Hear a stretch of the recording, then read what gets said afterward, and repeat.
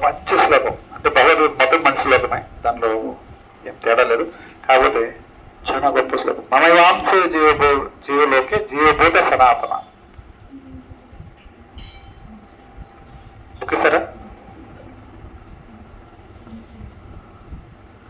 దీనిలో చూస్తా.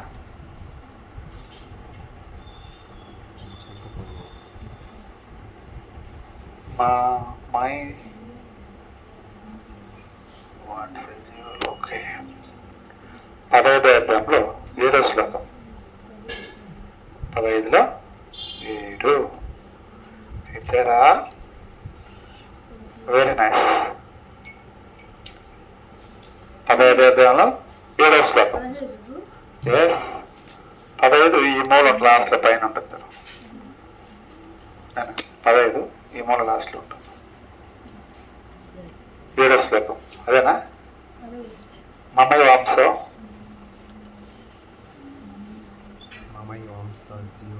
జీవభూత సనాతన. అలా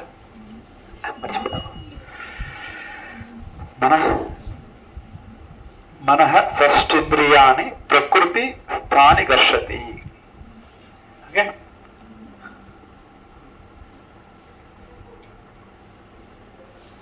చదవండి. మమైవాంసో జీవలోకే జీవభూతః సనాతనః మనసష్టాని ఇంద్రియాణి ప్రకృస్తాని కర్షతి. మమైవాంశో జీవలోకే జీవభూతః సనాతనః మనసష్టింద్రియాణి ప్రకృతిస్థాని కర్షతి. మమైవాంశో జీవలోకే జీవభూత సనాతనః మనసష్టాని ఇంద్రియాణి ప్రకృతిస్థాని కర్షతి. ట్రాన్స్లేషన్ చదువు.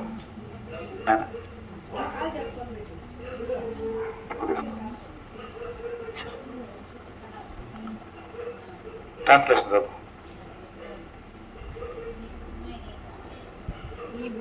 ఈ బద్ధ జగత్తులోని జీవులందరూ మన శాశ్వతాంశులు బద్ధ జీవనము చేత మనస్సుతో కూడి అరైన ఇంద్రియాలతో వారి జీవ సంఘర్షణ చేస్తుంది.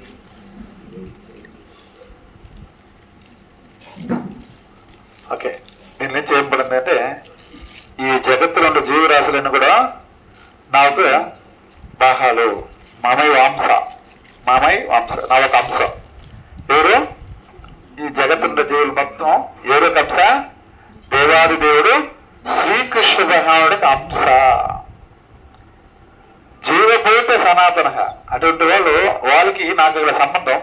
సనాతనం అంటే ఎప్పటి నుంచో జీవుడికి సంబంధం కృష్ణుడికి ఎప్పటి నుంచి ఉందంటే ఎప్పటి నుంచో ఉంది సనాతనంగా. అలా భగవంతుడితో సంబంధం అలా ఉంటుంది అనమాట. ఆయన అందరిలో ఉంటాడు, కానీ ఆయన అందరిలో ఉండడు. అటు ఉంటుంది అనమాట. అందరిలో ఉంటాడు, కానీ ఉండి లేనట్టు ఉంటాడు అనమాట. ఉదాహరణకి తామరాకు ఉంది. తామర పుష్పం, తామరాకు కోలంలో ఉంటుంది, నీటిలో ఉంటుంది, కానీ ఆకుకి నీటికి ఎటువంటి సంబంధం ఉండదు, కానీ ఆకులో నీళ్ళ మీదే ఉంటుంది. అలా ప్రతి ఒక్కరిలోనూ ఆయన ఉన్నప్పటికీ కేవలం సాక్షిభూతుడై ఉంటాడు.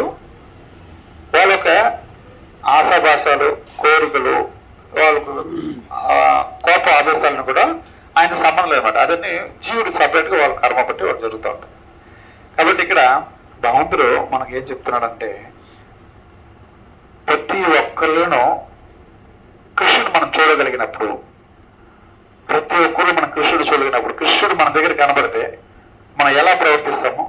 వినయంగా, ప్రేమగా, అంతే కదా. కృష్ణుడు మన దగ్గర వచ్చేస్తే మనకి ఎలా ఉంటుంది? ఏడా కృష్ణ బాణవని అర్థమా? స్వామి అని పరిగెత్తాం. మన దగ్గర ఏముందో దాని నుంచి సత్కరించాలనుకుంటాం.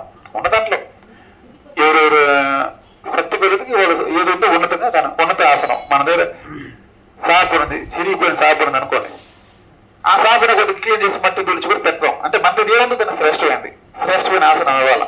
ఉండేవాడు బంగారు ఆసనం ఇస్తాడు, లేదా వాడు వాళ్ళ దగ్గర ఉంది దాన్ని ఇస్తారనమాట. ఈయన ప్రతి ఒక్కరు పోయే చోట పువ్వులు వేసి ఆహ్వానిస్తారనమాట. భగవంతుడు ఆ బృందావనం నుంచి ఆయన ఎవరింటికి వెళ్ళినా కూడా ఏం చేస్తారంటే ప్రతి ఒక్కరు పుష్పం వేసి ఆయన ఆహ్వానించి మంచి ఉన్నత ఆసనం ఇస్తారు, మంచి పీతాంబరాలు ఇస్తారనమాట. కానీ ఆయన ఏం చేస్తారంటే పుండరీకుడు వాళ్ళ ఇంటికి పోయినాడు అనమాట. పుండరీకుడు ఒక భక్తుడు ఉన్నాడు పండగ దగ్గర. ఆ ఇంటికి పోతే అతను మంచి భక్తుడు, నిత్యం తల్లిదండ్రులు సేవిస్తుంటారు అనమాట. ఏం పని అంటే ఆయనకి ఏదో ఆయన చేసుకునేది పనులు చేసుకొచ్చేసి ప్రతిరోజు కూడా తల్లిదండ్రులు నిద్రపోయే వరకు వాళ్ళకి పాదాలు వచ్చి ఒత్తుతూ ఉంటారు అనమాట.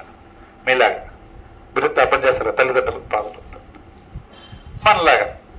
అలా ప్రతిరోజు చేస్తుంటే వాళ్ళ నిద్రకు వెళ్తూ ఉన్నారు, మాట్లాడుతున్నారు, ఇంకా ఒత్తుతున్నారు. అప్పుడు కృష్ణుడు వస్తారు అన్నమాట వాళ్ళ ఇంటికి.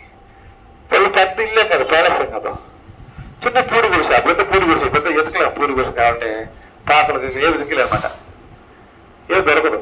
అప్పుడైతే పూడి గుడిసె, ఒక 2 అడుగులు 3 అడుగులు గోడ ఉంటుంది, దాని మీద సఫారీ వంగి ఉంటుంది. అది చిన్నది, తల వంచుకుని లోపల పోతూ ఉంటారు అనమాట. ఎందుకంటే గడప కూడా హైట్ తక్కువే ఉంటుంది. ఇప్పుడు మనం 6 అడుగులు ఉంటాము, మన గడప 7 అడుగులు పెడతాం, ఎందుకంటే తలక వంచలేదు ఇట్టే పోవాలని. ఎందుకంటే రాజమహల్ హైట్గా పెడతారనమాట. రాజమహల్ ఎందుకు రాజమహల్ హైట్గా పెడతారంటే రాజు గంభీరంగా పోవాలని. మనం కూడా రాజులమే మన ఇంటికి, కాబట్టి మనం ఏం చేస్తామంటే రాజులకు పోనట్టు 7 అడుగులు దాళమందరం పెడతాం. కానీ అప్పుడంతా కుటీరాలు, ఆశ్రమాలు అవన్నీ కూడా చిన్న దాళమందరం ఉంటుంది. 5 అడుగులు 4.5 అడుగుంటే వంగిపోవాలన్నమాట. దాన్ని చూడు అంటారు. అంటే గోడ చిన్నది ఉంటుంది, గోడ మీద చిన్నది పెడుతుంటే పురుగు పాములు వచ్చేస్తుంది. చిన్న గోడ ప్రహరి చిన్నది పెట్టుకుని దాని మీద అంతా ఈ యొక్క తాటాకత కానీ తెగ కీర్తులతో కానీ ఆడుకుంటారు. అది పాక. అలా ఈయన అంటే చిన్న గుడిసెంట్లో ఉంటారు అనమాట. తల్లిదండ్రులు సేవిస్తున్నాడు గుడిసెంట్లో కూడా. దారమ్మ చూడడం వాళ్ళ తల్లిదండ్రులు అనుకుంటే వాళ్ళు సర్వీస్ చేస్తున్నాడు అనమాట. పుండరీక నేను విటలు వచ్చినాను అంటాడు అనమాట. నేను ఎవరు వచ్చినానో కృష్ణుడు వచ్చినాను అంటాడు. నేను కృష్ణుడు వచ్చినా అంటాడు అనమాట. మంచి స్వామి నమస్కారం అంటాడు. ఆయన తీసి ఇంట్లో కూర్చోబడికి ఇంట్లో స్థలం లేదు.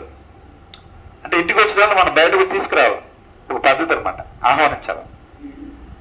మన తలుపు చూసి నెలకి పోతా ఉంటాం, మన ఇంటికి వాళ్ళు తలుపు పెట్టారు, తలుపు చూసేసి పోతా ఉంటాం. వాళ్ళకే వచ్చుకోవాలి, ఇంట్లో లేకపోతే సిగ్గు లేకపోతే వాళ్ళకి వెళ్ళిపోవాలి, సిగ్గు పడితే లేకపోతే వాళ్ళ ఇంటికి రావాలి. అంటే మన ప్రవర్తన. పూర్వంలో అతిథులు ఏమైనా వస్తే వాళ్ళ ఇంటి ముందు గుమ్మంలోనే ఒక పెద్ద పల్లెం ఉంటుంది. ఎవరు తగ్గట్టు ఒక పల్లెం, ఏమో లేకపోతే కనీసం ఏదో ముగ్గురున్నా పెట్టుంటారు. ఆ కాళ్ళు కడిగి ఆ నెత్తి నీళ్ళు చల్లుకునేసి వాళ్ళని లోపల తీసిపోతారు అనమాట. అలా ఈయన కాళ్ళు కడగాల, వెయిట్ చేయాలా. ఇప్పుడైతే మనకు ప్లాస్టిక్ కుర్చీలు ఉన్నాయి, ఇంటికి 4 కుర్చీలు ఉంటుంది, లేదా 10 కుర్చీలు ఉంటుంది. లేదంటే ఒకటి వేస్తాం, మళ్ళీ తీసుకుని ఒకటి వేస్తాం, కూర్చోంటాం. ఆవిడ ప్లాస్టిక్ లేవు అనమాట. ఎందుకంటే వాళ్ళు మంచిగా ఆరోగ్యంగా బతుకుతున్నారు. ఇప్పుడు మన ఆరోగ్యం పాడు చేసుకుని ప్లాస్టిక్ వాడుతున్నాం. ఎంత నూతనంగా తయారైపోయిందంటే అంత శరీరం కూడా బ్యాడ్ అయిపోయింది. ఇప్పుడు ఆయన సర్వీస్ చేస్తున్నాడు. తన గోడ నుంచి ఒక ఇంటికి పొలని పీకి ఇంటి బయట వేస్తాడనమాట, సొంత దీని మీద నిలబడనేసి. ఎందుకంటే ఇంటికి వచ్చిన వాళ్ళని ఊరికనే అంటే ఊరికే దాని మీద ఏదైనా ఆసనం ఇవ్వాలి కదా. 2 ఆసనాలు లేవు. ఇంటికి పీకి బయట పడేస్తే దాని మీద నిల్చోసామని వస్తానని చెప్పినాడు. నా సర్వీస్ అయిపోతే వస్తాను చెప్పు. ఇది దేవాది దేవుడు శ్రీకృష్ణ భగవానుడు 33 కోట్ల మంది దేవతలు ఆయన అంటే గరగరగర వణుకుతారు మన ఈ చలి కొరికినట్టుగా. ఊరికి అంతటి దేవదేవుడు వస్తే ఆయన సేవ చేస్తున్నాడు. ఎవరు సేవ చేస్తున్నాడు? తల్లిదండ్రులకి. అందుకే మనం చెప్పింది తల్లి, తండ్రి, గురువు, దైవం ఉన్నారు. 4వ స్థానం, దేవుడికి ముందర స్థానం కాదు. ఫస్ట్ తల్లిది. తల్లి రుణం ఎప్పటికీ తీర్చుకోలేం. ఆమె మనం తిట్టినా, కొట్టినా, చూసినా, చూడకపోయినా కూడా తల్లి రుణం అంత గొప్పది. మా అమ్మ కాదు, మా అమ్మ ఇట్ట ఎట్టనా ఉండి నీ జన్మించిన దున్ను నీ జీవితకాలం ఉన్నా కూడా నువ్వు రుణం తీర్చుకోవాలి. ఎన్ని జన్మలు ఎత్తినా తెలిసాం, ఈ జీవితం కాదు, ఎన్ని జన్మలు ఎత్తినా తీర్చలేవు. ఎందుకంటే నిన్ను కనడానికి 3 జన్మ తీసుకుంటుంది. ఎంత బాధ అనుభవిస్తుంది, ఎన్ని ఇష్టపడిన వస్తువులను వదులుకుంటుంది, ఎంత త్యాగం చేస్తుంది. అమ్మాయి మాడిపడి చాలా ఇష్టం తినకూడదు. ఆ చాలా ఇష్టమైన చూడుకునే వస్తువులు వదులుకుంటుంది, నిద్రను వదులుకుంటుంది. వస్తువులు వదిలి పక్కన పెట్టి తల్లిదండ్రులు తల్లి నిద్రను త్యాగం చేస్తుంది. నిద్ర చాలా బాధ కదా. నిద్ర లేకపోతే ఎంత కష్టం. తెలుస్తుందన్నమాట, అంత గొప్ప స్థానం తల్లిది. కాబట్టి అటువంటి తల్లిదండ్రులు సర్వ్ చేస్తున్నాడు కాబట్టి కృష్ణుడు ఆయన వెయిట్ చేశాడు, కాబెట్టుకున్నాడు. ఎట్లా కాబెట్టుకున్నాడు? మీరు చూస్తున్నారు, ఎప్పుడు వస్తారో చూద్దాం అనేసి ఇటు నిలబెట్టుకుని ఇటుకల మీద నిలబడుకున్నమాట. అదే ఒక యాంగిల్ అనేప్పుడు మన పండరపురం వస్తే వెతులడు అట్లా నిలబడుకుంటాడు. హరి హరి ఒక భక్తుడు తన పెద్ద సేవ చేస్తుంటే ఇటుకి మీద నిలబడిన కానీ విఠల అని పేరు అన్నమాట. విఠల్ విఠల్ విఠల్ అంటారు కదా, విఠల పాండురంగా అని పేరు పాండురంగుడు. కానీ ఇటుక మీద నిలబడబడారు కానీ విఠల అని పెట్టారు. ఇటుక చూసారా ఎంత ఎంత ప్రేమ. ఆమె అంశ జీవలోకి అంటే తల్లిదండ్రులు కూడా ఆయన అంశ, ప్రతి జీవి ఆయన అంశ, తల్లిదండ్రులు కూడా ఆయన అంశ కదా, ఆల్రెడీ సర్వీస్ చేస్తున్నాడు. కాబట్టి ఎందుకంటే భగవంతుడు గొప్ప దయామయుడు, గొప్ప వైరాగ్యవంతుడు, గొప్ప ధనవంతుడు. భగవంతుడు నిర్వచనం చెప్తారు కదా, 6 గుణాలు సంపూర్ణంగా కలిగి ఉంటారు భగవంతుడు. 6 వస్తువులు కలిగి ఉంటారు. ఏదైతుంది? దహ అంటే 6, వాన్ అంటే కలిగిన వాడు. 6 ఏం కలిగి ఉంటాడు? ఏం కలిగి ఉంటాడమ్మా? ఇంత గ్యాప్ ఇచ్చి అడిగితే అలాంటి చెప్తా గ్యాప్ అడుగుంటుందా? కీర్తి, సంపద,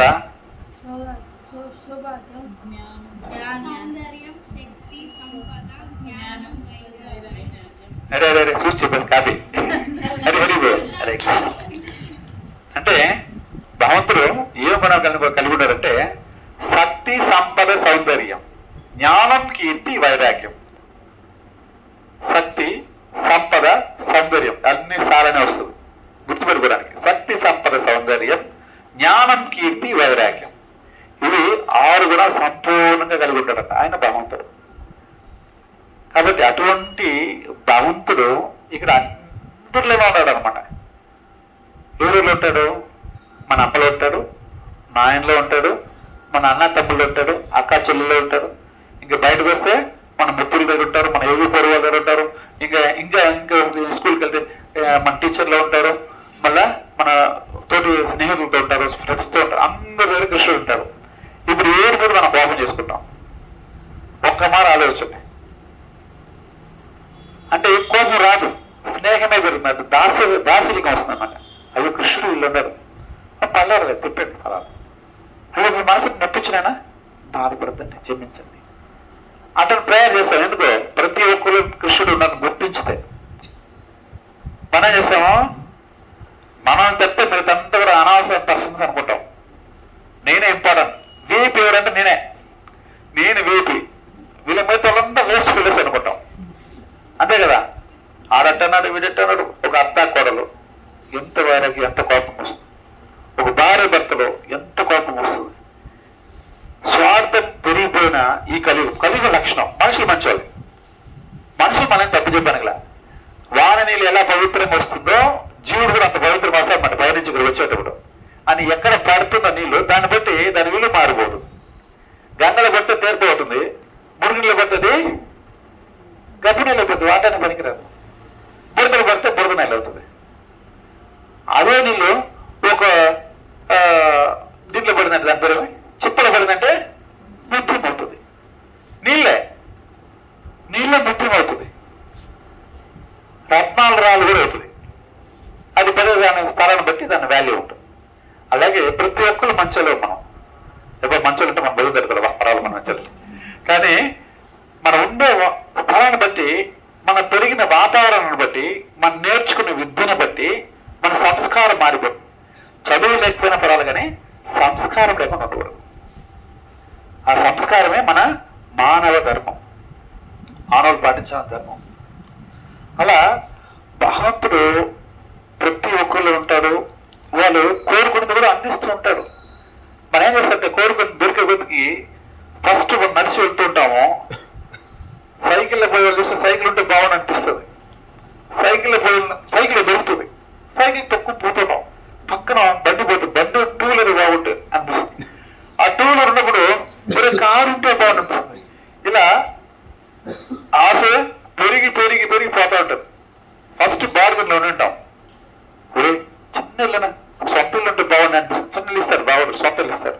ఒరే ఇంత చిన్నది కూడా అన్కాన్వెంట్ కూడా ఇంకోటి పెద్దగా ఉంటే బాగుంది అనిపిస్తుంది. ఆ పెద్దది కూడా ఇస్తాడు. మళ్ళా ఒక అంతస్తు సరిపోయి 2-3 అంతస్తులు ఉంటే బాగుంది అనిపిస్తుంది. 2-3 అంతస్తులు కూడా ఇస్తాడు. ఒరే 2-3 అంతస్తులు సరిపోయి ఇట్టాడు 4-5 ఉంటే బాగుంది అనిపిస్తుంది. ఎక్కడ సరిపోయేది ఆశ. కానీ మనం దేనికి వచ్చినాము?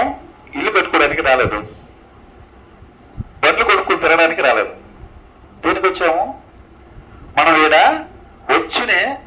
దేనికి వచ్చినాం అంటే మనం శిక్షకు వచ్చినాం. అనుభవించడం శిక్షాలయం ఇది. ఇది దుఃఖాలయం. వీడ శిక్ష మనకి ఆడ శిక్ష వేశారన్నమాట. ఏమి చేసామాడ అంటే భగవంతుడు దేవాది దేవుడు గోప్తారాం యజ్ఞ తపశాం సర్వలోక మహేశ్వరుడు. అన్ని లోకాన్ని మహేశ్వరుడు భగవంతుడే, శ్రీకృష్ణ భగవానుడే. అటువంటి భగవానికి మనం సర్వీస్ చేస్తూ ఉంటాం అన్నమాట, పరిచర్యలు చేస్తూ ఉంటాం. చేస్తూ ఉంటే కొన్నాళ్ళకి నాకెవరు చేయరబ్బా నేనే చేయాలి ఎప్పుడు అని ఒక ఫీలింగ్ వస్తుందన్నమాట. నాకు కూడా ఎవరు చేస్తే బాగున్నాయి అంతే కదా. అట్లా ఫీలింగ్ వచ్చినప్పుడు ఏమవుతుంది? ఇక్కడ ఇది వైకుంఠం అయినా ఈడు యజమాని ఒకడే ఉంటాడు వైకుంఠానికి. నీకు యజమానితో నీకు కావాలంటే దానికి వేరే ప్రాంతం ఉంది, అక్కడ వెళ్ళి అనుభవించని పంపించేస్తాడు. అటు కోరిక వచ్చింది దానికి. ఇక్కడ అందుకు కాబట్టి చూడండి, ప్రతి ఇంట్లో కూడా కొందరింట్లో అయితే ఒకప్పుడు 10 మంది 20 మంది కలిసి ఉన్నారు. అన్నా తమ్ముళ్ళు ఒక 5 మంది ఆడబిడ్డలు, 5 మంది మగబిడ్డలు, ఒక్కొక్కరు 10 మంది 12 మంది కనుక్కుంటున్నారు. హ్యాపీగా బ్రతికేస్తున్నారు. కూలి నాలు చేసుకుని హ్యాపీగా బతుకుతున్నారు. ఏదో ఉన్నదాంట్లో పెళ్లి చేసుకుంటారు, గుళ్ళదాలు పెట్టుకుంటారు, హ్యాపీగా బతుకుతున్నారు. ఇప్పుడు ఇద్దరు కనుక్కుంటే చాలు అన్నారు ఫస్ట్. లేదు ఒకరే కనుక్కుంటారు. ఎవరు వద్దు మనం ఉంటే సరిపోతుంది అనుకుంటున్నారు. సాగలేక కాదు, వాళ్ళు కలిసి ఇవ్వలేక మనోభావాలు వేరే అయిపోయింది, స్వార్థం పెరిగిపోయింది. అన్న తమ్ముళ్ళు అందరూ ఉంటే కూడా ఫస్ట్ అన్న కూడా జత కుట్టిస్తారు, వాడు చిన్నది తమ్ముడు వేసుకుంటాడు. అక్క కూడా జత కుట్టిస్తారు, చిన్నదైతే చెల్లి వేసుకుంటుంది. ఇప్పుడు పిల్లలు వేసుకుంటారా? నీ పాత జాతలు వేసుకోవాలా అంటారు. అప్పుడు అందరికి ఒకేలా యూనిఫామ్ లా కొట్టిస్తారు. అన్న తమ్ముడికి అంతా ఒక కలర్ ఉంటుంది, అక్క చెల్లికి అంతా ఒక కలర్ ఉంటుంది. వాళ్ళ డ్రెస్సులు చూసి మనం ఏడు అక్క ఏడు చెల్లిని అనుకోలేం, మొదలు మొహం చూస్తే తప్పితే. ఇప్పుడు వేస్తే రకరకాల కలర్లు కావాలా, రకరకాల బొక్కలు ఉండే చొక్కాయలు కావాలా, ఏదో ప్యాంట్లు చించుకొని వేసుకుంటారు. ఇలా కాస్ట్ ఎక్కువ ఉంటుంది, చినిగిపోయిన ప్యాంట్ ఎక్కువ. అవి చినిగిపోతే మనం వేసుకోము. ఇవి చినిగిపోతే కుట్టేసుకుంటున్నారు ఒకప్పుడు. ఇప్పుడు కుట్టేయలేదు, చించి దాన్ని డ్రేట్ ఎక్కువ పెట్టి తీసుకుంటున్నారు. ఇది ఏం మారడం, ఏం చేసినాం? ఇవన్నీ ఎందుకు ఇలా వచ్చింది అంటే మన సనాతనాన్ని కోల్పోయినాం. 10 మంది కలిసి ఒకప్పుడు ఉంటే సంతోషం నవ్వుకుంటా ఉన్న వాళ్ళు ఇప్పుడు 10 మంది కలిసి గొడవ వస్తాం అంతే కదా. ఒక పెళ్లి చేసేదని భయపడుతున్నారు. ఎందుకంటే అంత డబ్బులు ఖర్చు పెట్టి అందరిని పిలిచి అన్ని చేస్తే లాస్ట్కి పెళ్లి కొడుకు పెళ్లి కూతురు గొప్పన ఉంటారు. వాళ్ళ పిల్లలు వాళ్ళు పని చేసుకుని బిజీగా ఉంటారు. ఈ బంధువులు వచ్చిన వీళ్ళ బంధువులు వాళ్ళ బంధువులు తగులుకుంటారు అన్నమాట. దేనికో నేను పిల్లలతో నీ పిల్లలు అంతే వాళ్ళు గొడవ వేసుకుని వీళ్ళు విడిపోయేలా చేస్తారు. ఎందుకంటే 10 మంది కలవడానికి భయం ఉంది ఇప్పుడు. ఎందుకంటే వాళ్ళ మనోభావాలు రకరకాల అయిపోయింది. వాళ్ళు అందుకని వచ్చినారు, యజమానత్వం కావాలని వచ్చినారు కాబట్టి దానికోసం వాళ్ళు ఫైట్ చేస్తున్నారు.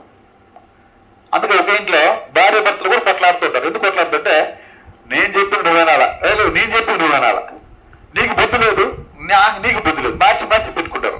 భర్త భార్య నీకు బుద్ధి లేదు అంటాడు, నీకు కూడా బుద్ధి లేదు నీవంటుంది.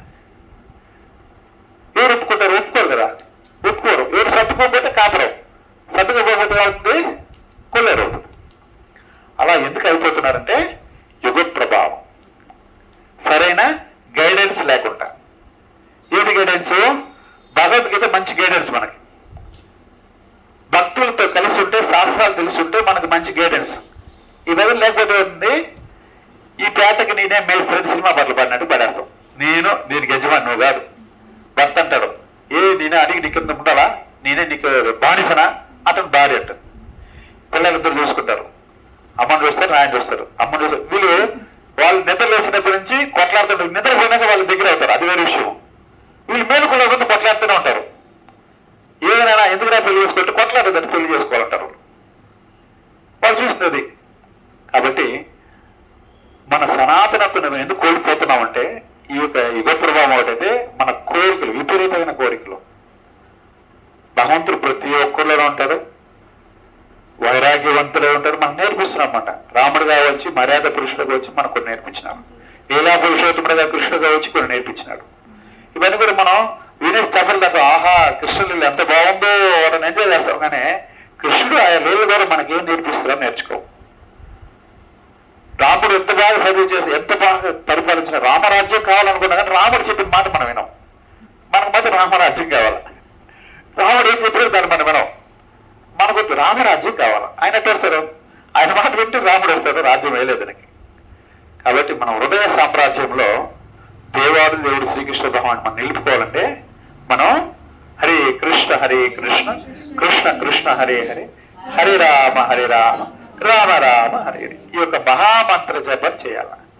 ఎంతవరకు చేయాలా? చర్మని అంటారు జపం చేస్తే నా ప్రాబ్లం తగ్గలేదని. ఎందుకు తగ్గుతుంది ప్రాబ్లం అంటే మనం జపం కంటే మన కర్మలు ఎక్కువ చేస్తున్నాం అన్నమాట. అప్పుడేం చేయాలా?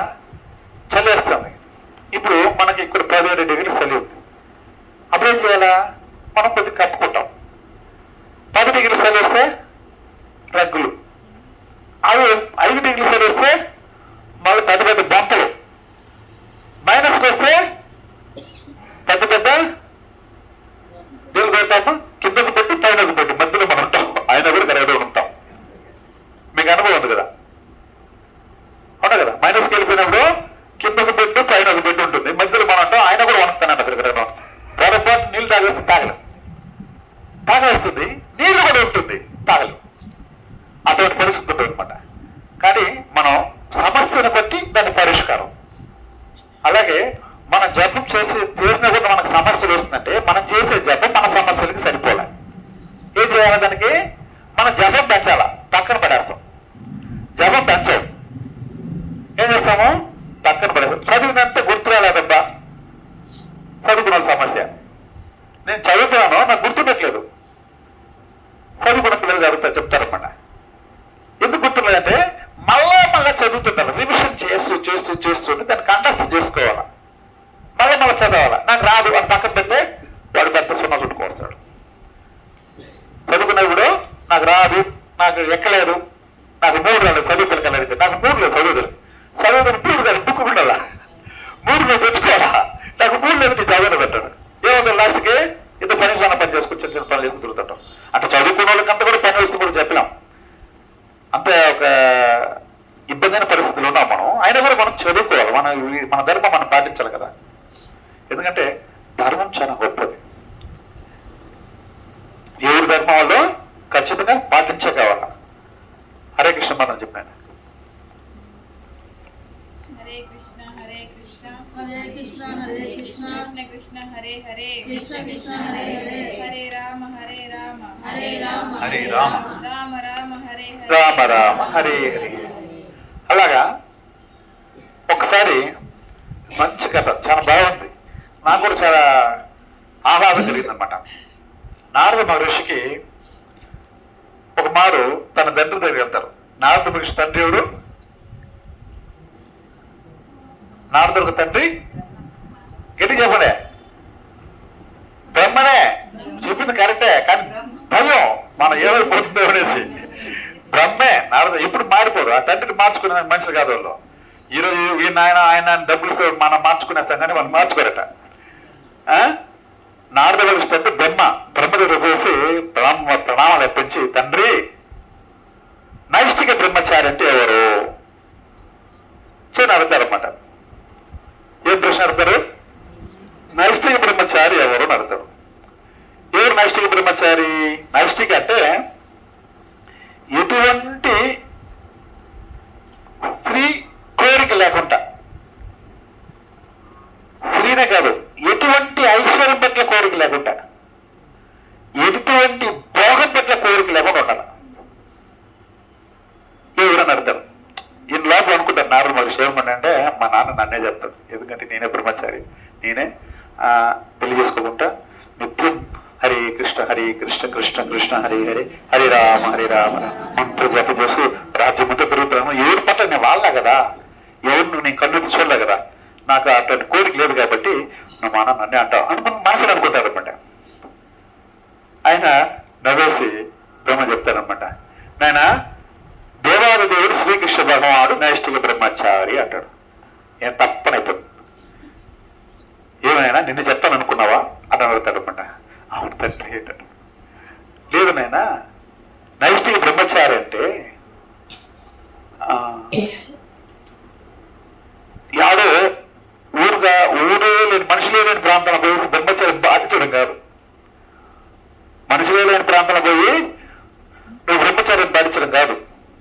మనుషులే లేని ప్రాంతంలో తపస్సు చేసుకునే తపస్సే కాదు.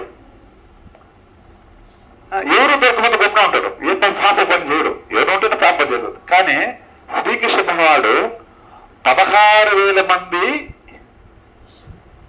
పతితో ఉంటారు, గోపికలతో ఉంటారు. అలాగే 100 మంది భార్యలతో ఉంటారు, 8 మంది అష్టభార్యలతో ఉంటాడు. ఎంతమందితో ఉన్నప్పుడు కూడా ఆయన నైష్ఠిక బ్రహ్మచారి. ఎందుకంటే ఆయన వాళ్ళతో ఉంటాడు కానీ వాళ్ళతో ఉండడు. ఇదేం స్వామి ఏంటంటున్నావు అంటే ఆయన అన్నిట్లో ఉండగలడు, కానీ అన్నిట్లో ఉన్నట్టుగా లేకుండా కూడా ఉండగలడు. ఎందుకంటే ఆ 16,000 ఎవరైతే గోపికలు ఉన్నారో వాళ్ళందరూ వాళ్ళ భార్యలు కాదు. వాళ్ళు పూర్వ ఒక వృధాంతంలో అంటే త్రేతాయుగంలో వాళ్ళంతా మునివాళ్ళు, ఋషులు అన్నమాట. ఋషులు శ్రీరామచంద్రుడి యొక్క కట్టు బొట్టు ఆయన ఒక మనసు చూసి ఆయనకి మోహితులై ఆయనతో ఎక్కువ టైం కలిపితే బాగుందని కోరుకుంటారంట. కానీ అక్కడే రామచంద్రుడికి చాలా పనులు ఆయన వచ్చిన పని చాలా ఉంది. ఏ పనికి వచ్చినాడు ఆయన? దుష్ట శిక్షణ, శిష్టు రక్షణ వచ్చింది. అప్పుడు రాక్షసులు ఎక్కువ అనమాట. రాక్షసులను చంపడానికి వచ్చారు కాబట్టి ఆయన పని ఎక్కువ ఉంది, అందరూ చంపాలా. కాబట్టి ఆయన ఎక్కడ ఆగలేడు. ఆయన పనులు చేసుకుని వెళ్ళాలి. రోజుకి ఖచ్చితంగా కావాలి కదా. అట ఆయన బిసికి వెళ్ళిపోతారు అనమాట. వాళ్ళ కోరికని మళ్ళీ ఇంకోసారి సందర్భం వచ్చేద్దామని వెళ్ళిపోతారు. మళ్ళీ వీళ్ళంతా వచ్చేది గోపికలకి అదే తీసుకుంటారు. వాళ్ళని తీసుకెళ్ళి నరకాసుడు పెట్టుకుంటారు అనమాట. నరకాసుడు బంధిస్తారు అనమాట. రాకుమారులు పెట్టారు, బంధిస్తారు. వాళ్ళు తీసుకొచ్చి మళ్ళా నన్ను ఎవరు పెళ్లి చేసుకోరంటే మళ్ళీ ఈయన వచ్చి వాళ్ళకందరూ కూడా ఒక సౌభాగ్యాన్ని కల్పించి తన రాజ్యంలో పెట్టుకుంటారు అనమాట. కాబట్టి నైష్ఠిక బ్రహ్మచారి అంటే ఎవరు తెలుసా? దేవాది దేవుడు శ్రీకృష్ణ భగవాన్ అంటాడు. అది ఎట్టా అని అడతాడు. ఇది నేను చెప్పడానికంటే నాతో నువ్వు ఉన్నా కదా, ఇది నాతో వినేదానికంటే కూడా నువ్వు నిత్యం ఉపవసించే దుర్వాసులు వేరు వినంటారన్నమాట. నిత్యము ఉపాసన చేసే, ఉపాసన అంటే ఉపవాసం. ఆయన ఒక మెతుకు ఒక తాగే తినలేదంటే, ఒక గుక్క నీళ్ళు తాగింది లేదంట, ఒక చుక్క నీళ్ళు తాగలేదంట, ఒక మెతుకు తినలేదంట. ఈయన ఆశ్చర్యపోతాడు. అదేంటి స్వామి, ఆయన ఎక్కడ పోయినా ఊహం తినేస్తాడు, బాగా తింటాడు, బాగా తింటాడు, అందరూ శాపం చేస్తుంటాడు. తీసుకొని శపించేసి పోతా ఉంటాడు. అంత కోపిష్టి, అంత తింటాడు, అంత ఎప్పుడు రజోగుణంలో ఉంటాడు. ఆయన ఏమి నిత్య ఉపవాసం అంటాడు. ఎలా నిత్య ఉపవాసం అడుగుతాడు? నిత్య ఉపవాసం అవునా కాదా ఎలా అనేసి శ్రీకృష్ణ భగవానుడు దగ్గర అడుగుతాడు. శ్రీకృష్ణ భగవానుడు నైష్ఠిక బ్రహ్మచార్య కాదనేసి దుర్వాసుడు దగ్గర కనుక్కోవాలంట. దుర్వాసుడు నిత్య ఉపవాసే కాదనేసి కూడా కృష్ణుడి దగ్గర కనుక్కోమంటాడు అనమాట. ఒక పెద్ద పరిచయం వచ్చింది. మామూలుగా నేను అందరూ పోయేసి పెడతా ఉంటాను తంటాలు. ఇప్పుడు మా నాన్న నాకు పెట్టినాడు తంట. మామూలుగా కలగ నేను చేస్తుంటే ఇప్పుడు బ్రహ్మ నాతో కలగ చేస్తున్నాడు స్వామి, దీన్ని కనుక్కోవాలంటే నాకు బయలుపోతుంది. దీని విషయం కనుక్కోవాలి. వెంటనే అక్కడి నుంచి ప్రయాణం చేసుకుని బయలు వచ్చేస్తాడు. నేరుగా బృందావనంకి వచ్చేస్తాడు. బృందావనంలో సరే కృష్ణుడు కనపడతాడు ఇంట్లో. అడిపోతే కృష్ణుడు ఓకే. పక్కన కృష్ణుడు పొద్దున్న పడుతుంది. ఇక్కడ కూడా అక్కడ పోతాడు, అక్కడ ఉంటాడు. ప్రతి గృహంలో కూడా ఆయన కనబడుతూనే ఉన్నాడు. ప్రతి ఇంట్లోనే ఉన్నాడు, ఏదో కార్యం చేస్తూనే ఉంటాడు. ఇప్పుడు నిజంగా అసలు కృష్ణుడు ఎవరు? ఇంతమంది ఉన్నారు కదా, అసలు కృష్ణుడు ఎవరు డౌట్ వస్తుంది. ఎలా కనిపెట్టాలా అని తిరుగుతారు. తిరిగి కలిసిపోతారు అనమాట. మనం కనిపెట్టామన్నా కానీ మనం కూర్చునేస్తాము.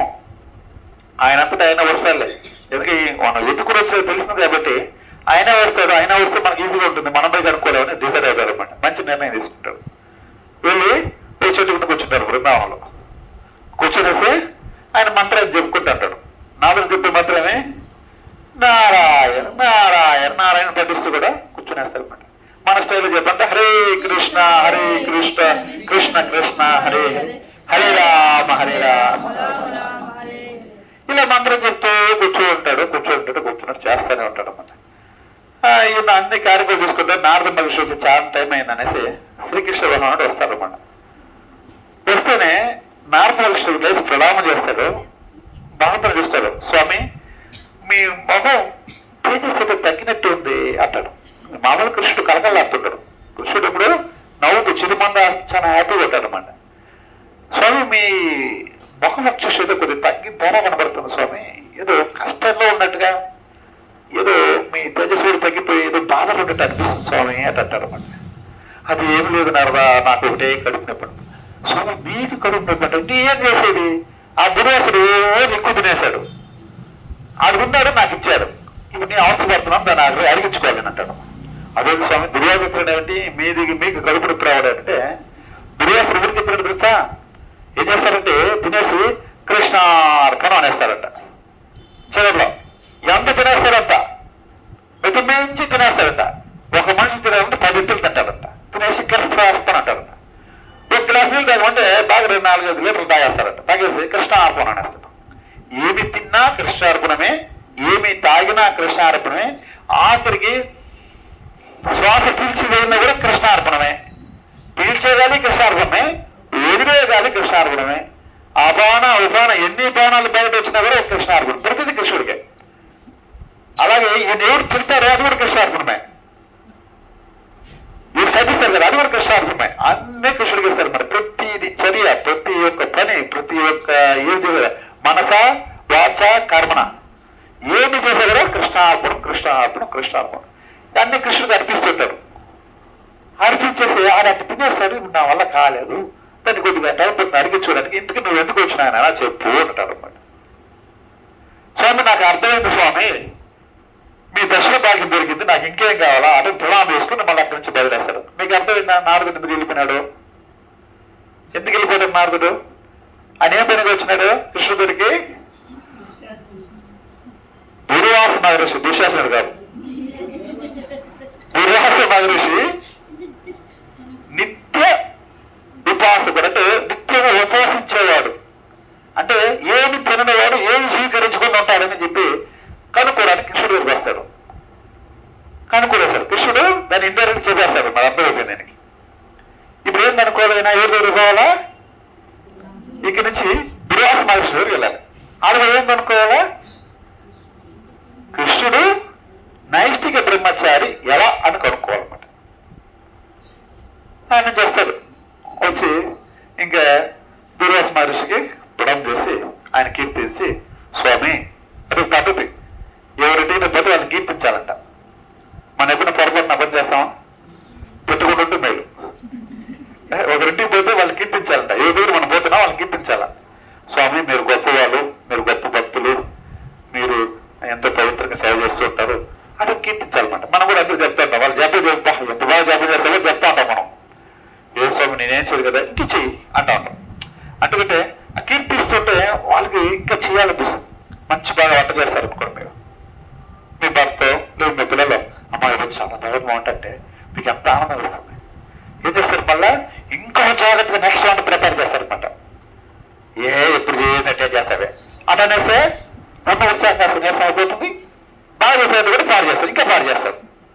అంతే కదా, పొగడాల పొగడితే వస్తుంది ఇంకా మనల్ని మెరుగు తీసుకొస్తుంది. అందుకని గర్వం తెచ్చుకోకూడదు.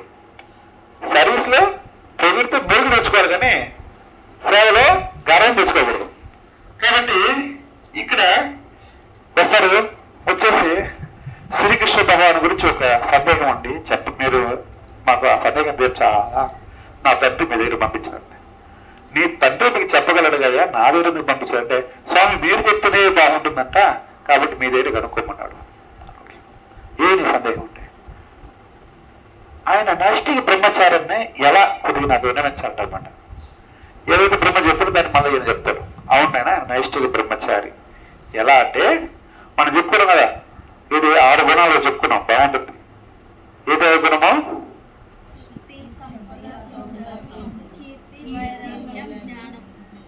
ఏదో ఒకరు చెప్పండి, కన్ఫ్యూజన్ ఉంది గట్టిగా. ముందు వెనకన్నా కరెక్ట్గా చెప్పినావు, కానీ శక్తి, సంపద, సౌందర్యము, జ్ఞానం, కీర్తి, వైరాగ్యం. వైరాగ్యం అని లాస్ట్ వస్తుంది కదా, వైరాగ్యం. ఆ వైరాగ్యం కలిగి ఉంటాడు కృష్ణుడు సంపూర్ణంగా. ఎలా వైరాగ్యము? వైరాగ్యం అంటే ఏమని అడుగుతారు అన్నమాట. వైరాగ్యం అంటే ఇష్టమైంది ఎదురుగున్నా దాన్ని త్యజించడం వైరాగ్యం. మనకి మంచి టీ కాఫీ అలవాటు ఉంది అనుకోండి, ఇస్కానికి వస్తే దాన్ని ఆపేమంటారు. ఏమైనా ఇస్కానికి వచ్చిన తర్వాత టీ కాఫీ మానేసినటువంటి చేతులు పైకెత్తండి. అందుకని బాగా టీ కాఫీ తాగుతా ఉండి కాపులుగా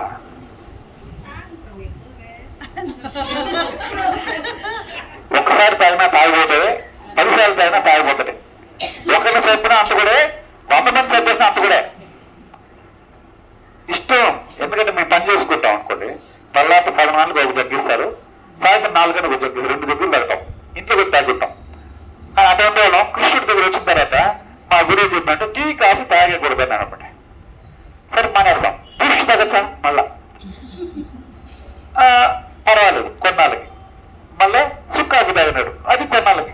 ఇప్పుడు పాలు తాగట్టాడు, ఇంకే తాగేది టైం లేదు, వదిలేసాం పూర్తిగా. కాబట్టి మనం మన దగ్గర వచ్చిన వస్తువుని, మన స్వీట్స్ బాగా ఇష్టం. చాలా మంది కూడా కాశీకి వెళ్తే వైరాగ్యంగా ఉంటారు అన్నమాట. కాశీకి వెళ్ళినప్పుడు ఏం వైరాగ్యం ఉంటుంది చెప్పండి? తను స్నానం చేసి పాత బట్టలు విడిచేస్తారు అన్నమాట వైరాగ్యంతో. ఈ బట్టలు నాకు వద్దు అంటే అది వాళ్ళు ప్లాంట్ అయినా పోతారు అనమాట. ఇక్కడి నుంచి వెళ్ళేటప్పుడు పాత కొట్ట కట్టుకోపోతారు, వాళ్ళు ప్లాంట్ అయినా పోతారు, పట్టు చీరలు కట్టుకోవాలి. గుణగతనికి ఏదో పరిగణాన్ని స్థాయిపోయింది, చిరిగిపోయింది అంటే ఆ చీర ఆ వస్తువులు కట్టుకోపోసి అదేదో పెద్ద ఘటనకి అర్పించేసినట్టు ఫీల్ అయ్యి ఇచ్చేసాడమ్మా, బస్సు ఆయా వదిలేస్తానంటారు అనమాట. సరే ఇంకేమైనా ఏదైనా కాయగూరలు వేయాలంటే కాకరకాయ, గుమ్మకాయ, అవశాకు అనేది వేస్తారు అనమాట. ఏంటి వేరుగా తిండ్రో వాళ్ళు నచ్చదు దాన్ని వదిలేస్తారు. అది వైరాగ్యం కాదు. వైరాగ్యం అంటే తనకు ఇష్టం వెళ్ళగలగాల, అది వైరాగ్యం. దశరథ మహారాజు చాలా వైరాగ్యం అన్నమాట.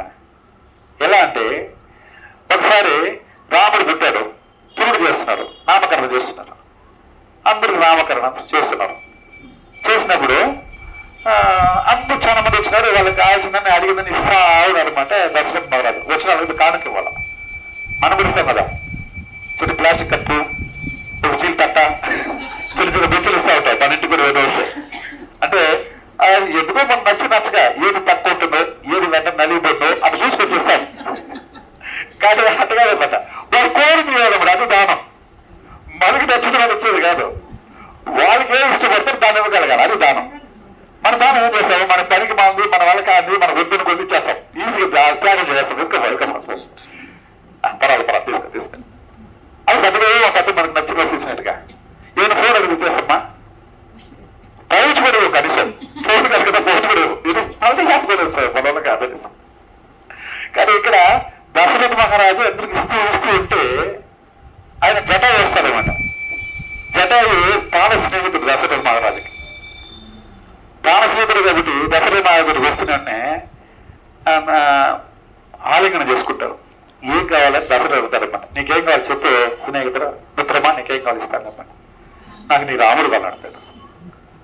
ఎట్టుంటుంది రాజా పురుడు గారిని పిలిస్తే పురుడు బిడ్డను అడిగితే ఎట్టుంటుంది? మనైతే ఏం చేస్తాం? పురుడు బయట మొదలు అంటాం, కుట్రవాడి సంపద అంటాం. అడగాలి ఆయన ఆలోచించలేదు. రాముడు నుంచి నీ వాడు ఇచ్చేసాను అని ఇచ్చేశాడు. ఆయన జటాయు పక్షి ఆడకి ఎగురుతాడో ఆయన తుందు, ఆడ ఉంటాడో ఆయన తుందు, ఆయన బిడ్డను ఎట్లా సాగుతాడు? ఒరే మిత్రమా, నేనేదో మాట వేసి అడిగినాను, నువ్వు నా చేతులు పెడేసావు, నేను ఆడ సాకేది, నేను సాకలేను, నాకు వద్దు అంటాడు అనమాట. దానం చేసిందే, ఇంక నువ్వు ఇచ్చిన తీసుకునే పనే లేదన్నమాట. ఇప్పుడు సమస్య ఎవరికి సమస్య అవుతుంది? దానం తీసుకునే సమస్య అవుతుంది. ఏదో అడిగేశాడు, ఆ తర్వాత అడిగేశాడు. అంటే రాముడు అంత వశీకరణ పట్టుడు, అంత ఆహ్వానిస్తుంది రాముడు చూస్తే. ఆయన కోరిక లేకపోతుంది. రాముడు తన వాడు కొంటే బాగుండి కోరిక ఉంది, అటువంటి బిడ్డ తనకు లేదని కూడా ఆశపడ్డాడు. అయినప్పటికీ ఆయన పోషించుకునే శక్తి కూడా ఉండాలి కదా. ఆయన రామకుమారుడు పెరిగామని తీసుకొచ్చి నేను అడుగులు తింటాను, గాలి తింటాను, పావులు తినిపిస్తాడట. జట ఏం తింటాడు? పావులు తింటాడు, చీమలు తింటాడు, పురుగులు తింటాడు. ఇదంతా బిడ్డ తినిపించేది అనుకుంటా. కాబట్టి నా వల్ల కాదంట అనమాట. ఆయన ఒప్పుకోరు, అసలు నేను తీసుకుని కాదు, తీసుకోను, నీకు ఇచ్చేసాను నీకే అంటాడు అనమాట. అయితే మిత్రమా, నీకు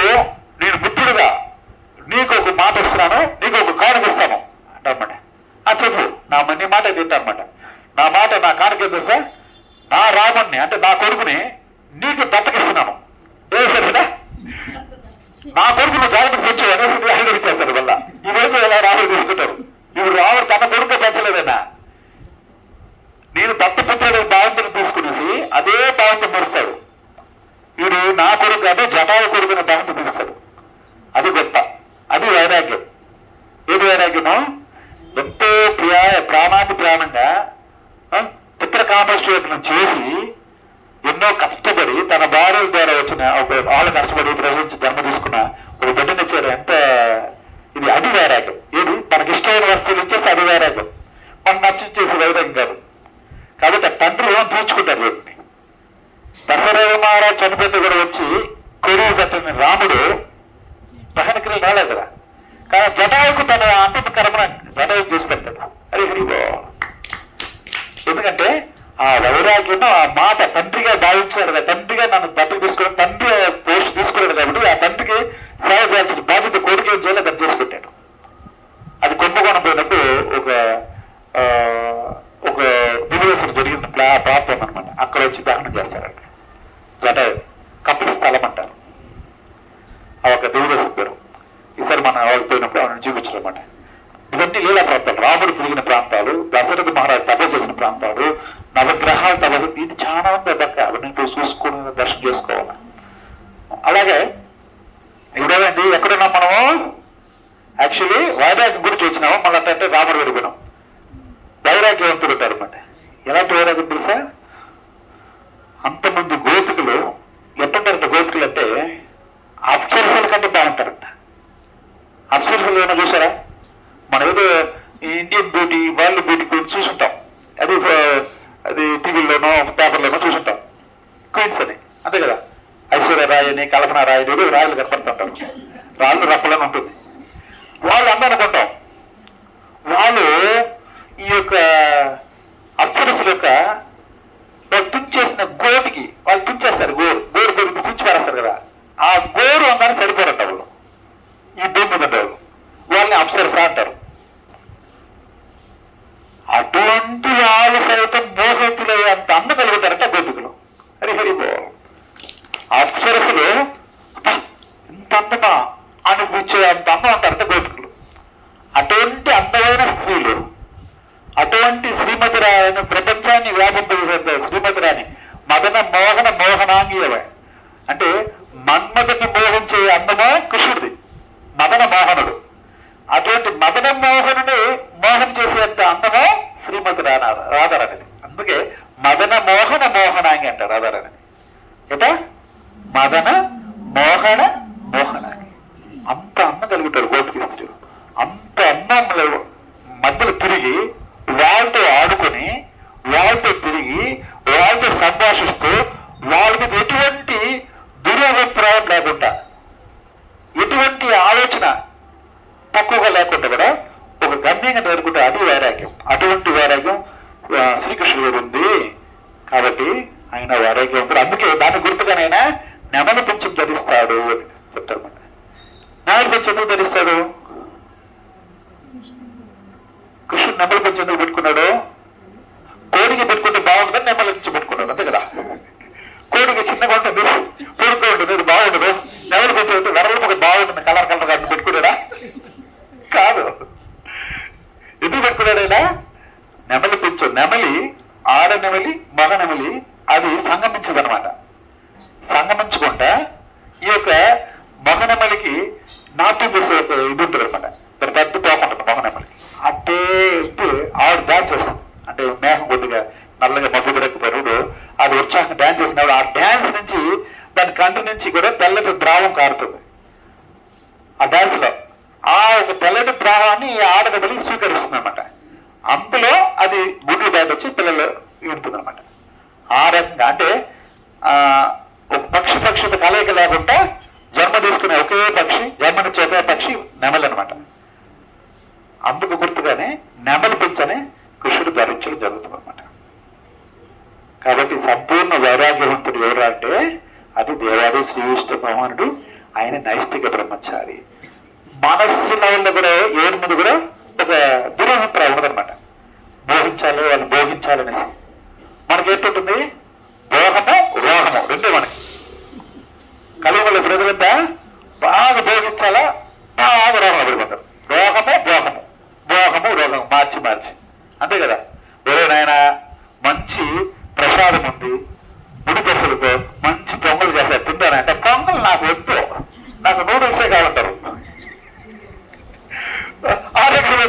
అంటే దాన్ని తింటారు. అదేదో పేగులు పెరుగుతుంది, దాన్ని తింటారు. అది పేగులు పాడు చేస్తుంది. అరకపోతే మన మనసు పాడవుతుంది. మన శరీరం పాడవుతుంది, మనసు కూడా డ్యామేజ్ అవుతుంది కదా. కాబట్టి మనం ఏం చేయాలంటే మంచి వస్తువులు తీసుకోవాలి. అప్పుడు రోగం రాదు. భోగం కావాలనుకుంటే రోగం వస్తుంది. భోగమా రోగమా? ఏం కావాలా? 40 సంవత్సరాలు వచ్చినాక అప్పుడు ఒప్పుకుంటారనమాట. నాకు భోగం వద్దులేనా, నాకు రోగం వద్దు, భోగం వద్దు, నేను మామూలుగానే ఉంటాను. అంత 40 సంవత్సరాలకు ఊరు వినే అంటారు. అంతే కదా. ఆ వయసు వస్తే వాళ్ళు వింటారు. ఎందుకంటే కోరిక అటువంటి. ఆ కోరికను వదులుకోవడమే వైరాగ్యం. కోరిక చంపుకోమనిలా, మార్చుకోమనాలి అంతే. నూడిల్స్ వేసి సేమే తింటాం, చక్కెర వేసి బెల్లం తింటాం. స్వీట్ తినకూడదు, ఓకే, చక్కెర మానేస్తే బెల్లం తింటాం. అంతే కదా. ఏదో మార్చుకునే ఒక ఆప్షన్ మనకు ఉంది కదా. కాబట్టి మనం ఏం చేయాలంటే సంపూర్ణంగా కృష్ణ కాన్షియస్, కృష్ణుడు సాంటిస్ఫై. ప్రతి ఒక్క భక్తుడు ఆలోచించాల్సిన విషయం ఏంటంటే, నేను మనసు ద్వారా కానీ, మాట ద్వారా కానీ, నా ఒక కార్యక్రమాల ద్వారా కానీ, అంటే మనసు వచ్చే కర్మ, ఏ పని ద్వారా కానీ నేను ఎదుటి వాళ్ళని కానీ కృష్ణుని కానీ నొప్పించకుండా ఉండాలని ప్రతిరోజు వేసేట్టుగా మనం భగవంతుని ప్రార్థిస్తూ బూడి నమస్కరిస్తూ లేయాలంట. వేసేటప్పుడే, అమ్మా భూదేవి తల్లి, నువ్వు చాలా నెమ్మదిస్తున్నావు, చాలా ఓపిక కలిగిందని. ఎందుకంటే నీ దగ్గర తింటావు, నీ దగ్గర ఉంటావు అంటే కదా. తినేది ఇక్కడే, అందరూ తీసుకుంటామా, అందరూ పడేస్తాం, వేస్టేజ్ కూడా తీసేసుకుంటుంది. ఆ వేస్టేజ్ తీసుకుని మళ్ళీ ఏం చేస్తుంది, ఒక తినే వస్తువుగా మార్చి మనకే వస్తుంది. అంతే కదా. ఇదేం చేయగలరు? మన వేస్టేజ్ అయితే దాన్ని క్లీన్ చేసి, దాన్ని ఒక దీని చేసి, దాన్ని మనకి మళ్ళీ దాన్ని ఎరువు చేసుకుని దాని మీద 4 ఇది పెట్టి మళ్ళీ వస్తుంది, మనకే వస్తుంది. ఆ ఒక ఎంత ఒక ప్రక్రియ. ఆమె మీద రంధ్రాలు వేస్తాం నీళ్ళు కావాలంటే. ఎంచక్క మనం జపం బాగా చేస్తాం. అందరూ హరే కృష్ణ కృష్ణ కృష్ణ హరే హరే, హరే రామ రామ రామ హరే హరే. ఈ యొక్క మాసం ధనుర్మాసం. ఈ ధనుర్మాసంలో గోదాదేవి చెప్తుంది, నెలకి 3 సార్లు వాన పడుతుందంట. మాదం ముమ్మారి నెలకు 3 సార్లు 10 రోజులు సార్లు వాన పడుతుంది.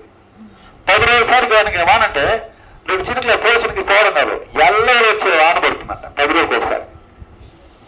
అప్పుడేం చేసుకుంటారంటే, ఈ బోర్లు బావులు ఏమి లేవు, గుంటల చెరువు లేదు పూర్వంలో.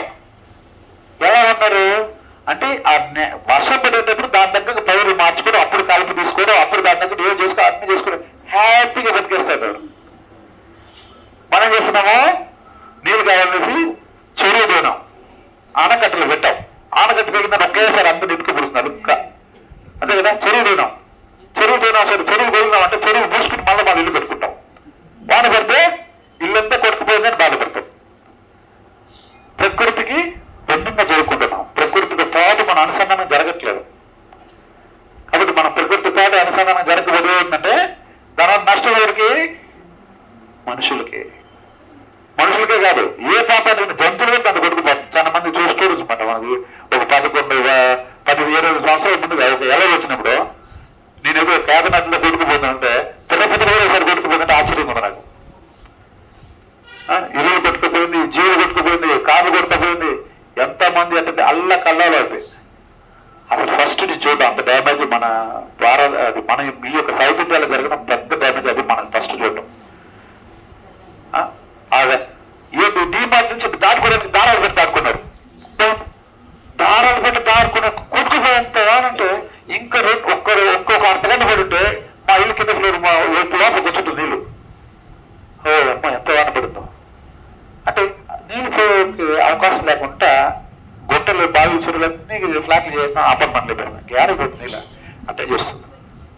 కాబట్టి వైరాగ్యం అంటే ఏంటిది? వైరాగ్య విద్య నిజభక్తి యోగ. అతని చైతన్య చరితాంతంలో చైతన్య మహాప్రభు చెప్తారన్నమాట. ఏది వైరాగ్యం అంటే, నిజమైన వైరాగ్యం అంటే వైరాగ్య విద్య నిజభక్తి యోగ. నిజమైన భక్తి ఏదంటే వైరాగ్యంతో ఉండడమే. ధనుర్మాసము చాలా చదివిస్తుంది, కానీ ధనుర్మాసంతో ఉదయం పూట నిద్రలేయాలి. ఆండాలమ్మ చెప్పు గోదాదేవి. అవును కదా. ఎంతమంది చేస్తారు ధనుర్మాసం ఉదయం పూట?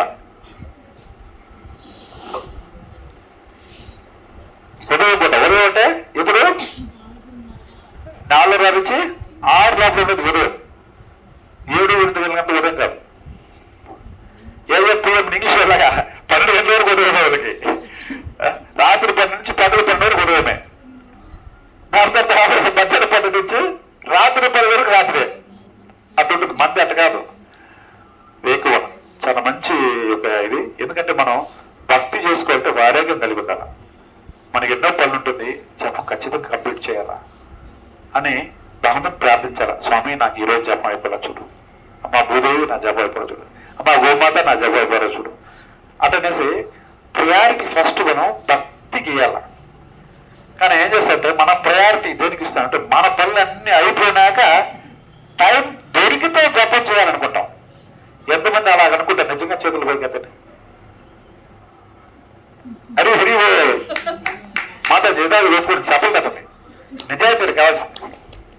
మన పనులన్నీ చూసుకునేసి టైం దొరికితే పోతే పోనే ఒక 2 మాల బాసమే ఏదో వచ్చిందా ఏదో ముసురు కదా పడేసినట్టుగా అదే. అది మనకి భక్తులు ఆతురతని ఆత్మాన్ని ఇవ్వలేదనమాట. మనం జపం చేస్తారంటే దాని కలిపి మనకు రానేరాదు. ఎందుకంటే ఈ నామ రూప గుణ లీల వీటికి ఎటువంటి ఒక కాలం ఉండదనమాట. అన్ని వేళ చేయొచ్చు. ఉదయం పూట ఖచ్చితంగా ఆ బ్రహ్మ ముహూర్తం చేసే జపం 100% ఫలితం వస్తుంది. అది ప్రత్యేకమైన ధనుర్మాసము, దామోదర మాసం మనకి వేరే ఫలితం వస్తుంది. ఎక్కడ? ఈ దామంలో చేస్తే. మనం దామం ఉండడం మన పూర్వజన్మ సుకృతం. తిరుమల తిరుపతి అనేది ఈ చుట్టూ ప్రాంతం 50 కిలోమీటర్లు మొత్తం దామమే. ఈ దామంలో ఉండడం మన అదృష్టము. ఇక్కడ ఈ యొక్క ప్రత్యేకమైన మాసాలు కొన్ని చేసే జపానికి ఒక మాలకి 1000 మాల పడుతుంది. సాగు ఒక మాల చేసిన నాకు 1000 మాల వచ్చింది అనుకుని ఆపేద్దండి. అందుకే చెప్పేది అంటే ఎప్పుడూ వదిలిపోయితే ఇంతమంది జనం చేయకుండా కలిసి వస్తుంది బోనస్ లాగా. 16 మాలు ఖచ్చితంగా చేస్తుంది. వీళ్ళైతే 32 చేయదు కానీ 16కి సున్నా పెట్టేదండి. ఓకే, కాబట్టి ఇక్కడ ఉండడము, ఇక్కడ జపం తీసుకొని మన పూర్వజన్మ సుకృతం, భగవంతుడికి అనుగ్రహం అంత సామాన్యంగా రాదు కదా. ఎందుకంటే 1000 సంవత్సరాలు తపస్సు చేస్తారు. తపస్సు చేసి భగవంతుడు ప్రత్యక్షం అయితే, స్వామి నీ భక్తి తిరిగే యొక్క దానంలో నన్ను ఒక గట్టి పరక జన్మ తీసుకొని స్వామి అతను ఒక ఆయన అడతాడు. లేదు స్వామి మళ్ళీ పుడిగే జన్మైనా తీసుకొని అంటారు స్వామి నీ యొక్క దానంలో అని కోరుకుంటారు అనమాట. కానీ మానవ జన్మ ఇచ్చాడు మనకి. ఈ మానవ జన్మ తీసుకున్నాక మనం ఎవరికి భగవంతుడు కలిసి థ్యాంక్స్ అని చెప్పినట్టు ఉండాలి కదా. అనగా ఏమైనా ఎక్కడ పోసి ఒక పెన్ను తీసుకొనేసి 2 అక్షరాలు రాసుకుంటే తీసుకుని చేతికి ఇచ్చారు థ్యాంక్స్ అండి అని అంటామన్నమాట. ఈ పెన్ను మొత్తం 3 రూపాయలు. 3 రూపాయల పెన్నులో ఎంత ఇంకి వాడు ఉంటాం ఒక సంతకం పెట్టుకున్నానికి 5 పైసలు కూడా 5 పైసలు ఇంకి వాడిదానికి అతనికి ఎంతో కృతజ్ఞత భావంతో చాలా థ్యాంక్స్ అండి అని చెప్తాం. కానీ ఇంత మంచి దేవమైన శరీరం ఇచ్చినారు. ఇచ్చిన లేదా? ఇచ్చినాడు. కళ్ళు గుడ్లు బాగుంది, వంకరలేదు. నోరు వంకరలేదు, బాగానే ఉంది. చెవులు బాగా వినపడుతుంది. ముక్కు గాలి బాగుంటుంది. కొందరు చూసారా ఇక్కడ చీలిపోయి ఉంటుంది పాపం. పెదాలు గారు చీలిపోయేసి పళ్ళు కొద్దిగా ఇట్టు ఉంటుంది.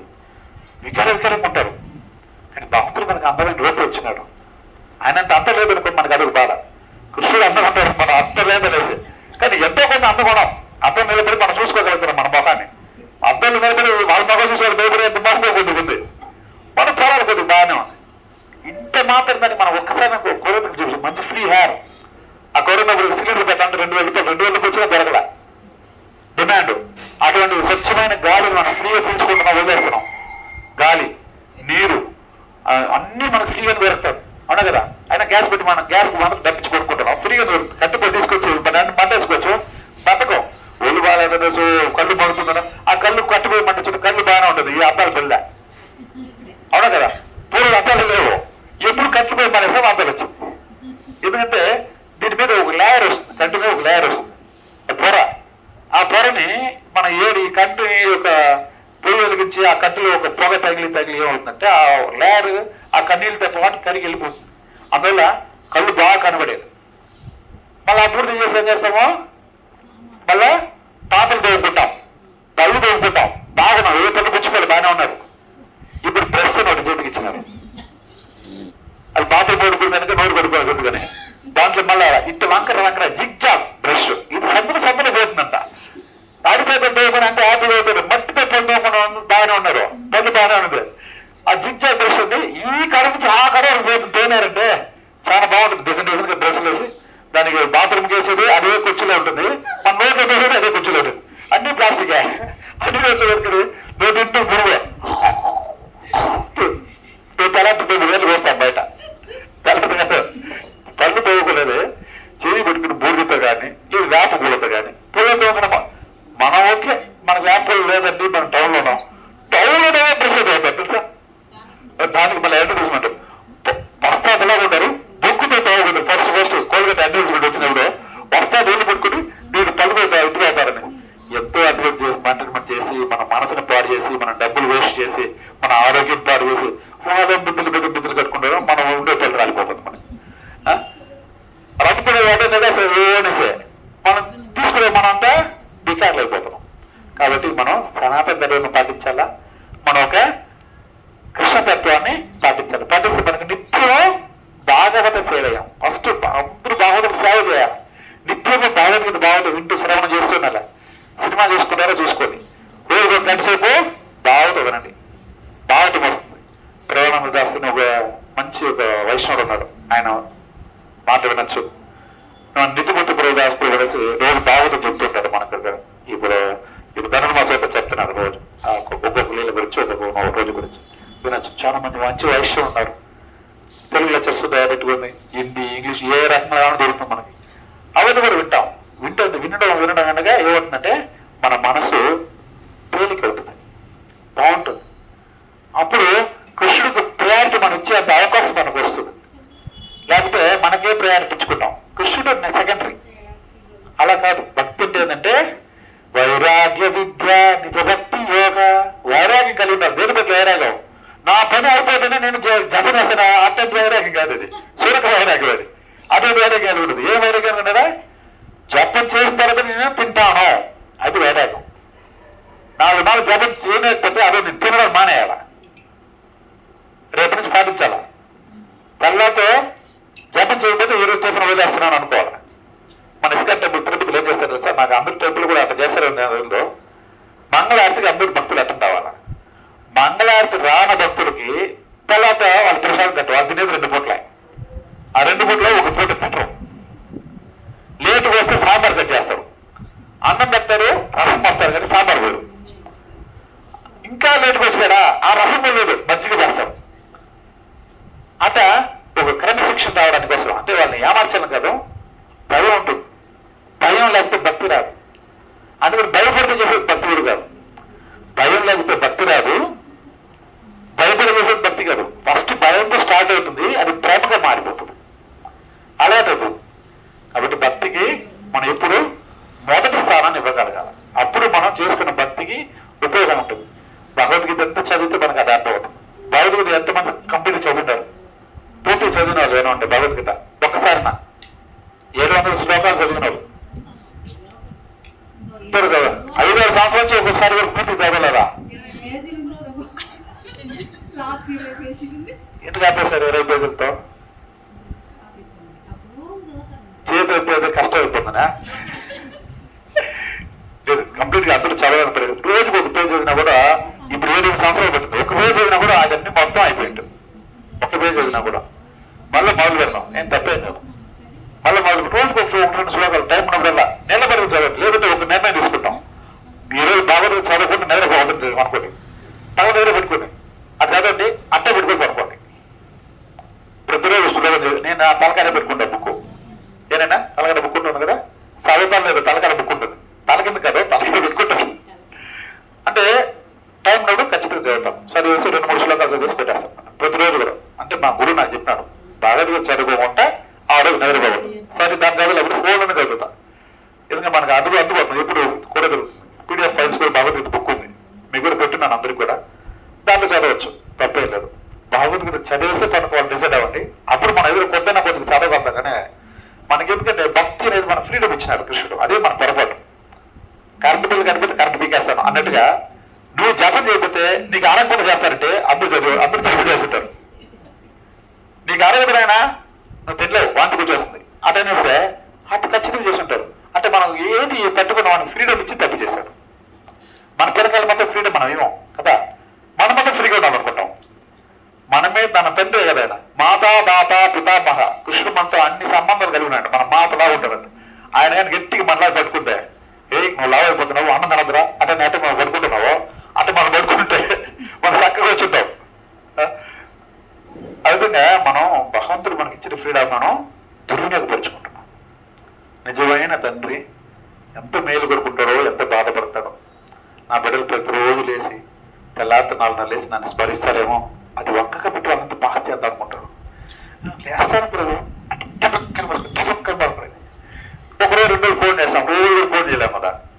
కాబట్టి మనంతటా మనం లేచినప్పుడు దాని విలువ మనకు తెలుస్తుంది.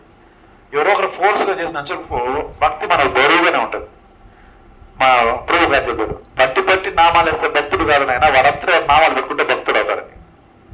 పట్టి నామాలు వేస్తే రిటర్న్స్ పోస్తాడు, తుడుచుకుని పడుతాడు. వాడంతా వాడు నామాలు తుడవకుండా జాగ్రత్త పడతాడు, తుడిచిపోకుండా. అవునా కదా. కాబట్టి మనం నిజంగా ఎంతో గొప్ప వైష్ణవతలు. ఎవరు అదృష్టవంతులము? ఎవరు? వైష్ణవులా? ఓకే, వైష్ణవ సాంగతి ఉంది కాబట్టి మనంతా ఎంతో అదృష్టవంతులం. కొద్ది గొప్ప కృష్ణారామానికి చెప్పుకునే ఒక భాగ్యం మనకు ఏదో అక్కడ గురువు కొందరు వద్ద వచ్చి మనకు చెప్పి నేర్పిస్తున్నారు. కానీ విలేజ్కి పోతే అర్థమవుతుంది తెలుసా, మా ఊరికి వస్తే బాగుంది స్వామి, నెలకు ఒకసారి స్వామి, వారానికి ఒకసారి అడుక్కుంటారు. బయట పోయినప్పుడు గురువుగా పోయినప్పుడు మా ఊరికి ఎవరు రారు, ఎవరు చెప్పరు స్వామి, మా ఊరికి రండి ఎంత విలేజ్లో అనుకుంటారు తెలుసా. వాళ్ళు చేయాలని కోరుకుంటుంది, వాళ్ళకి సౌకర్యం ఉండదు. మనకు అన్ని సౌకర్యం మనం చెయ్యం. మన అదృష్టవంతులు కాబట్టి మనం అదృష్టవంతులు కాబట్టి చేయమా. నిర్లక్ష్యం ఉంటే అదృష్టం పోతుంది. అదృష్టం వచ్చిందని మనం వినియోగపరచుకోవాలి. కాబట్టి హరే కృష్ణ కృష్ణ కృష్ణ హరే హరే, హరే రామ రామ రామ హరే. ఎవరు నిజమైన నైష్ఠిక బ్రహ్మచారి? శ్రీకృష్ణ భగవానుడు. ఎవరు నిత్య ఉపవాసి అంటే ఉపవాసం చేసేవాళ్ళు? హరి హరితో 2 విషయాలు తెలుసుకున్నాం. 2 సంవత్సరాల దగ్గర చెప్పాలా, ఎందుకంటే గుర్తు పెట్టుకోవడం బాగుంటుంది. ఎందుకని మీరు 10 మంది చెప్తారు, చెప్తే అది గుర్తుండదు. కాబట్టి మనం గుర్తు పెట్టుకోవడం చాలా కష్టమే. కానీ దాని మనన అంటారు. మనన అంటే మళ్ళా దాని గురించి మనం ఆలోచించాలి. ఎలాగైతే ఇరిగింట్లో పొరుగుట్లో మనం ఎవరు తిరిగితే మళ్ళీ దాని గురించి స్కోర్ చేసి ఇట్టనే సరే